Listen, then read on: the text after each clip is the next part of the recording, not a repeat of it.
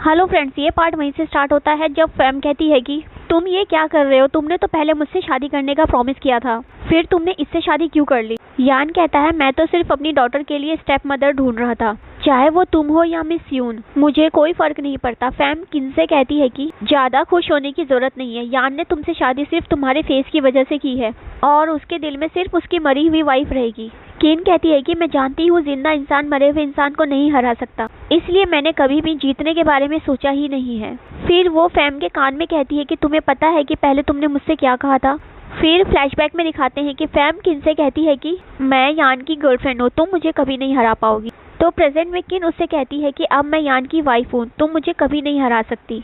और वो गार्ड से कहती है कि मेहमान को दरवाजे तक छोड़कर आओ। फैम के जाने के बाद वहाँ ग्रैंडमा आ जाती है और कहती है कि यहाँ इतना शोर क्यों हो रहा है। फिर वो किन को देखकर सोचती है कि तुम वापस आ गई, कहीं मैं सपना तो नहीं देख रही हूँ। फिर फ्लैशबैक में दिखाते हैं कि किन अपना सामान पैक करके घर छोड़कर जा रही होती है। ग्रैंडमा उससे कहती है कि तुम कहाँ जा रही हो। किन कहती है कि फैम अब वापस आ गई है, अब मुझे भी यहाँ से चले जाना चाहिए।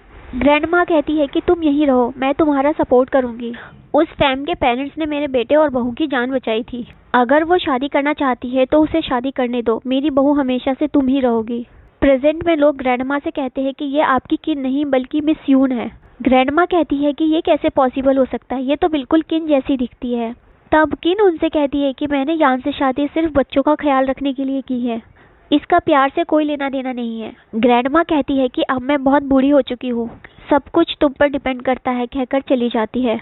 इसके बाद फैम शीन को लेकर अनाथ आश्रम जाती है। शीन कहती है कि मैं यहाँ क्यों जाऊंगी, इसमें तो वो लोग जाते हैं जिनके मॉम डैड नहीं होते, पर मेरे मॉम डैड तो हैं। फैम कहती है कि अब तुम्हारे डैड ने शियून से शादी कर ली है, वो इतनी अच्छी नहीं है कि तुम्हारी मदर बन सके। इसके बाद यान को पता चल जाता है कि फैम शीन को अनाथ आश्रम लेकर गई है। यान शीन को लेने जा रहा होता है, तब ग्रैंडमा उसे रोक देती है और कहती है कि शीन का अनाथ आश्रम में रहना ही सही है, उसे तो बचपन से वहीं रहना चाहिए था। यान कहता है क्या मतलब है आपका, क्या शीन किन की बेटी नहीं है।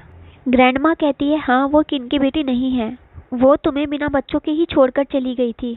तब मैंने तुम्हें परेशान देखकर झूठ कहा था कि वो किन की बेटी है, बल्कि मैंने उसे एक आदमी से खरीदा था।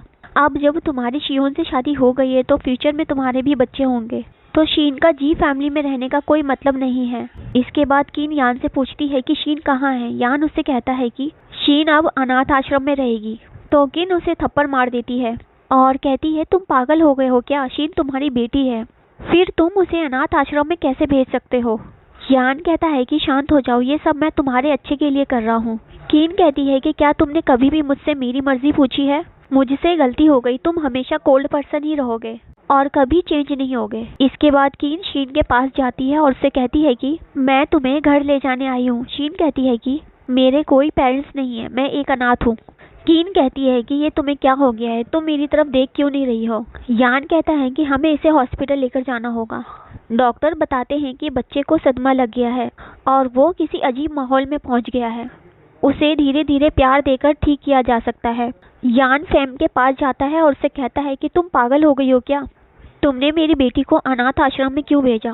फैम कहती है कि ऐसा मैंने तुम्हारे अच्छे के लिए किया है, मिस यून मेरे जैसी नहीं है कि जो कि शीन के स्टेप मदर बन सके, इसलिए मैंने उसे अनाथ आश्रम भेज दिया था। यान कहता है कि ये मेरे और मेरी वाइफ के बीच का मैटर है, तुम्हें इसकी चिंता करने की कोई ज़रूरत नहीं है। फिर वो असिस्टेंट से कहता है कि फैम के सारे क्रेडिट कार्ड ब्लॉक कर दो और आज से इसे जी फैमिली में आने की कोई ज़रूरत नहीं है। फैम यान से कहती है कि क्या तुम्हें मिस यून से प्यार हो गया है। यान कहता है कि अगर मुझे उससे प्यार नहीं होता तो मैं उससे शादी क्यों करता। फैम कहती है कि पहले किन और अब ये वुमेन आ गई, तुम मुझसे प्यार क्यों नहीं करते। यान कहता है क्योंकि तुम प्यार के लायक नहीं हो। इसके बाद यान किन को हॉस्पिटल से उठाकर घर ले आता है। जब उसे होश आता है तो वो शीन के बारे में पूछती है। यान कहता है कि तुम हर वक्त उस पर नजर रखे हुई थी, जिससे तुम बहुत थक गई थी, इसलिए मैं तुम्हें घर पर ले आया। तभी असिस्टेंट बताता है कि शॉ गायब हो गया है। ये सुनकर किन घबरा जाती है। वो कहता है कि मिस फैम उसे ब्रिज पर लेकर गई है। यान और किन उस ब्रिज पर आ जाते हैं। यान उसे कहता है कि तुम्हारी हिम्मत कैसे हुई मेरे बच्चों को टच करने की और ऐसी जगह चूज करने की जहां मेरी वाइफ की डेथ हुई थी। फैम कहती है कि ये जगह मैंने इसलिए चूज की है ताकि मैं तुम्हें याद दिला सकूं कि तुम पहले मुझे कितना प्यार करते थे, तुमने मेरे लिए अपनी वाइफ को भी मार दिया था। यान कहता है कि तुम्हें गलतफहमी हुई है, उस टाइम मैं पुलिस के रेस्क्यू प्लान के साथ आया था। मैंने तुम्हें चूज इसलिए नहीं किया था कि मैं तुमसे प्यार करता हूँ, बल्कि मैं किन से सबसे ज़्यादा प्यार करता था, इसलिए मैं चाहता था सारी पुलिस फोर्स उस पर ध्यान दे। कीन सोचती है तो सारा सच ये था, मैंने क्यान को कितना गलत समझा। फैम कहती है अगर तुम मुझसे प्यार करते हो तो मैं कौन हूँ, मैंने तुम्हारे लिए कितना सेक्रीफाइस किया है, बदले में मुझे कुछ भी नहीं मिला। आज मैं तुम्हें वही पेन दूंगी ताकि तुम्हें पता चले अपनों को खोने का दर्द कैसा होता है। मैंने तुम्हारे दोनों बच्चों को रस्सी से बांध दिया है, आज तुम उनमें से किसी एक को ही बचा सकते हो। कीन यान से कहती है कि प्लीज़ दोनों बच्चों को बचा लो, दोनों बच्चे तुम्हारे ही हैं। मैंने पहले जुड़वा बच्चों को जन्म दिया था, एक बच्चे को किडनैपर किडनैप करके ले गया था। असिस्टेंट कहता है तो ग्रैंडमा एक्सीडेंटली उसी बच्चे को खरीद कर ले आई थी। कीन कहती है हाँ ऐसा ही हुआ था। फैम कहती है बहुत हुआ, अब जब तुम लोगों की फैमिली एक हो गई है तो मैं बच्चों को हेल में भेज रही हूँ, और वो रस्सी को काटने लगती है। तब यान उसे पानी में लेकर गिर जाता है।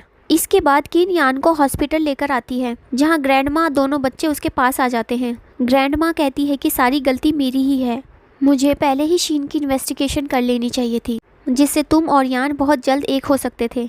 कीन कहती है कि हम आपको ब्लेम कैसे कर सकते हैं, ये सब तो किस्मत का खेल है। फिर वो सब मिलकर यान को होश में लाने की कोशिश करने लगते हैं। तभी यान की फिंगर मूव करने लगती है, और इसी के साथ ये ड्रामा यहाँ पर ख़त्म हो जाता है।